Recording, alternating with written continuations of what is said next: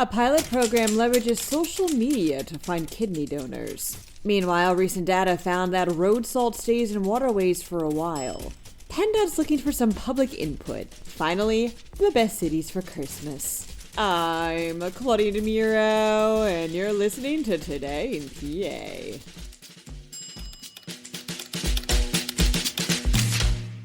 Several hospitals in Pennsylvania are participating in a pilot program of what's called the Great Social Experiment, reports CBS Local Philadelphia. This program connects those in need of a kidney with what the program calls angel advocates, people who leverage their social media contacts to find them a donor. Basically, the pilot is testing whether volunteers can help improve the chances of finding kidney donors for people who need one, as the typical waitlist is notoriously long. The Gift of Life Donor Program, which serves as the organ procurement network for parts of Pennsylvania, Jersey, and Delaware, is helping to support this pilot with a grant of more than $100,000. Several patients have already found kidney donors through the program, and another is prepping for surgery.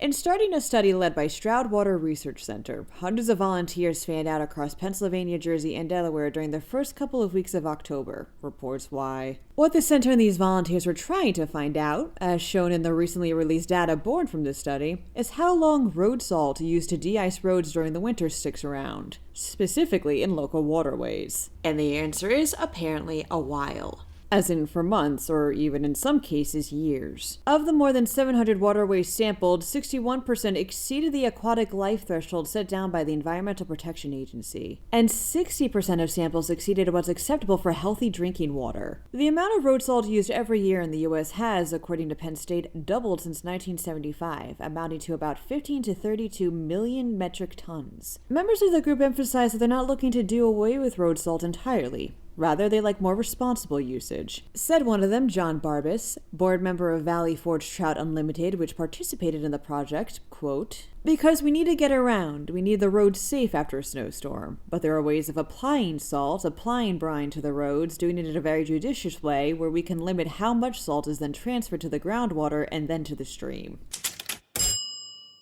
Plans for a bridge repair project in Lancaster County are now available online, states PennLive. And PennDOT would like your opinion on them. The Route 1003 bridge in Manheim and Upper Leacock Townships is scheduled to be repaired in 2027. And right now, the plan, estimated to cost about $2.7 million, is to preserve its existing beams while replacing the deck. The roadway and bridge will also be slightly widened. Public comments will be accepted through January 16th. As the Peanuts once sang, Christmas time is here, begins PennLive. And the usual suspects at Wallet Hub have released their yearly study on the best cities for Yuletide celebrations. After researchers took a look at metrics related to things like observance, generosity, and costs, Pittsburgh ranked as the 8th best city overall. A city full of who's. Philadelphia, on the other hand, ranked 66th, full of Scrooges. The number one best city for Christmas was found to be Atlanta, Georgia, and the worst, Hialeah, Florida. Happy Friday, you guys. To stay up to date over the weekend, pay a visit to PennLive.com. Also, please don't forget to rate this podcast and to share it around with your family and friends. Thanks ahead of time, and of course, thanks for sticking with us. I'm Claudia Dimuro, and see you Monday for some more Today in PA.